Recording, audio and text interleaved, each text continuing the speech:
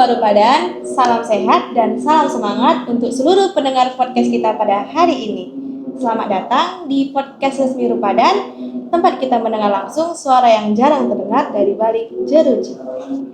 Oke, pada podcast kita yang pertama ini, saya Mentari akan berbincang dengan salah satu warga binaan yang ada di Rutan Brandan. Narasumber kita kali ini akan berbagi kisah hidup, pengalaman, dan harapan mereka ke depannya. Oke, langsung saja. Halo Bapak, selamat datang. Terima kasih sudah mau menjadi narasumber kita yang pertama ini. Boleh dibagi sedikit nama Bapak dan kisah Bapak?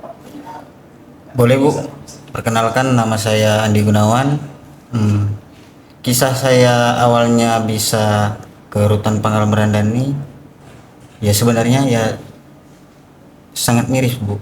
Apa itu Pak mirisnya? Saya dari orang tua saya ini ada 3 keluarga. Yang pertama kakak saya dan saya kedua, dan adik saya yang ketiga. Dan mereka sudah punya kerjaan tetap lah, yang nggak harus menyulitkan lagi kedua orang tuanya. Dan kalau dari segi ekonomi, saya ketinggalan jauh dengan mereka. Maksudnya Bapak tidak memiliki pekerjaan? Ya bisa dibilang seperti itulah. Dan di samping tuntutan hidup, saya juga punya anak 2, punya istri 2? juga, istrinya 1. Oh 1. Jadi kan Bu, untuk memenuhi kebutuhan itu saya juga harus memiliki penghasilan yang lebih. Di samping itu, kalau kita kerja yang lurus-lurus saja juga hasilnya gitu-gitu aja. Jadi dengan namanya saya bergaul di luar, ada tawaran yang menggiurkan dan hasilnya cepat, dan saya tergoda, yaitu tentang bisnis narkotika. Oh, jadi kasus Bapak tentang narkoba? Iya, makanya saya sampai di sini. Awalnya saya udah berapa kali ditangkap tapi nggak kena, akhirnya DPO dan saya kena juga akhirnya. Makanya saya sampai di Rutan Brandan ini, kurang lebihnya ceritanya seperti itulah Bu. Oke, kalau boleh tahu Bapak udah berapa lama ya di dalam? Yang saya jalani dalam ini sudah sekitar 2 tahun lebih, yang lebih pastinya sekitar 2,5 tahun lah. Itu cukup waktu yang lama ya Pak. Jadi keseharian Bapak itu apa aja di dalam? Keseharian saya di dalam itu banyak Bu, banyak kegiatan positif yang diadakan oleh pihak rutan, seperti pengajian, terus itu di situ juga lebih dimatangkan lagi untuk kegiatan ibadahnya, dan ada sekolah paket C, sehingga jarang ada waktu kosong kami untuk yang berbuat yang tidak gitu. Di bidang olahraga itu kalau udah sore hari menjelang setelah sholat asar, itu banyak game-game permainan yang diadakan oleh pihak rutan. Jadi kami sebagai WP ini memang terbantu lah untuk merilekskan. Jadi nggak kosong lah ya kan, nggak suntuk-suntuk kali lah ya kan di dalam. Ngomong-ngomong nih ya Pak, kan orang-orang di dalam itu, maaf nih ya, orang-orang yang terpidana. Jadi itu pernah atau sering cekcok nggak ya itu di dalam? Kalau cekcok itu nggak di luar ataupun di dalam udah pastinya ada. Iya sih. Tapi untuk di Rutan Brandan ini kan dikarenakan kegiatan yang positif itu banyak, jadi untuk hal-hal yang seperti itu jarang terjadi. Nggak ada perebutan apa gitu, tidak Pak? Ada. Oke. Bagus juga ya berarti kegiatan ini. Ya, bagus. Oh iya ya Pak, seperti yang kita ketahui nih, Bapak Presiden kan mendorong percepatan pembangunan penuh. Hal ini juga sejalan dengan 13 program Menteri Imigrasi dan Pemasyarakatan. Ngomong-ngomong, Bapak tahu nggak apa itu SAE? Saya tahu lah Bu, SAE sarana asimilasi edukasi. Oke, mantap. Jadi di Rutan Brandan ini mempunyai slogan, yaitu dari kita, untuk kita, dan bermanfaat untuk masyarakat. Jadi saya mau tanya nih, di dalam Rutan Brandan ini ada ketahanan pangan apa aja itu?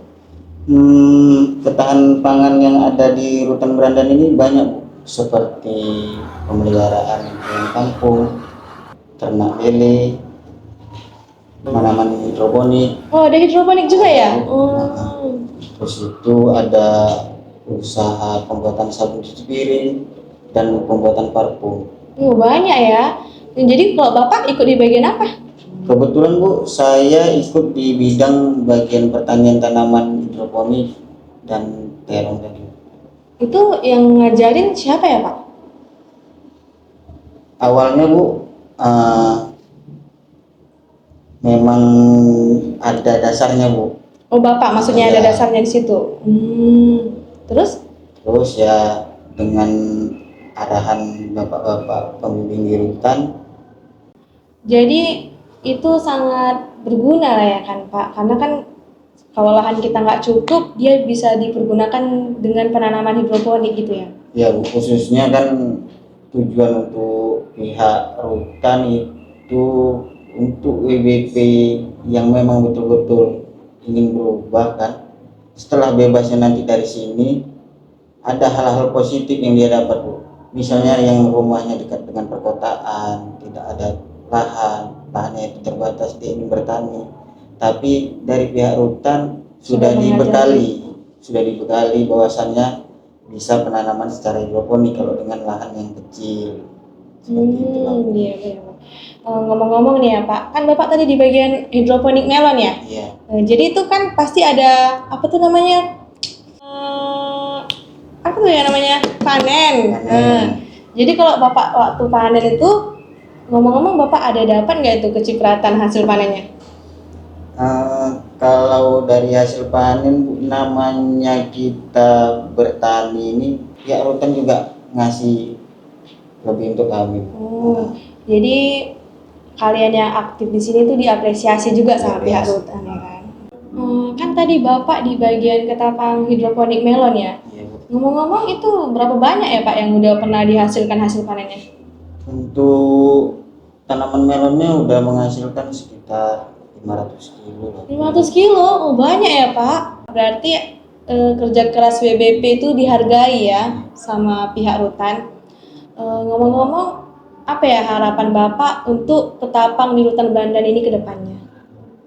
Harapan saya dan juga harapan WBP yang lain sebenarnya Bu, khususnya untuk di pemerintahan dinas pertanian Bu, kan udah terlihat kegiatan-kegiatan positif yang kami buat di rutan menjadi contoh atau menjadi acuan untuk pihak bapak pemerintah untuk pedulilah sama kami Bu. Peduli dalam arti yang gimana nih? Jadi dukung kegiatan yang kami buat ini, ada yang dikasih bantuan atau apa, pupuk, benih, sehingga kami ini tetap semangat untuk menjalaninya Bu. Jadi berjalan terus ya berjalan, kan? dan nanti bisa kami aplikasikan keluar. Iya benar sih. Boleh dong langsung disampaikan saja ke dalam kamera.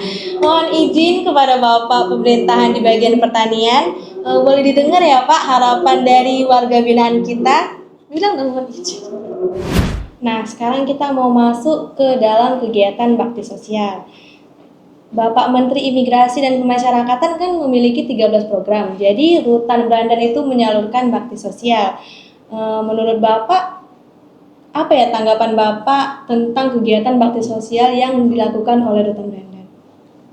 Menurut saya Bu, kegiatan yang diadakan bakti sosial umum yang diadakan di Rutan Brandan ini Bu, ya sangat baik sekali Bu.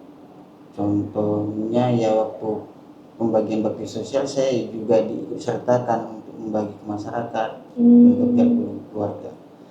Dan kalau diingat-ingat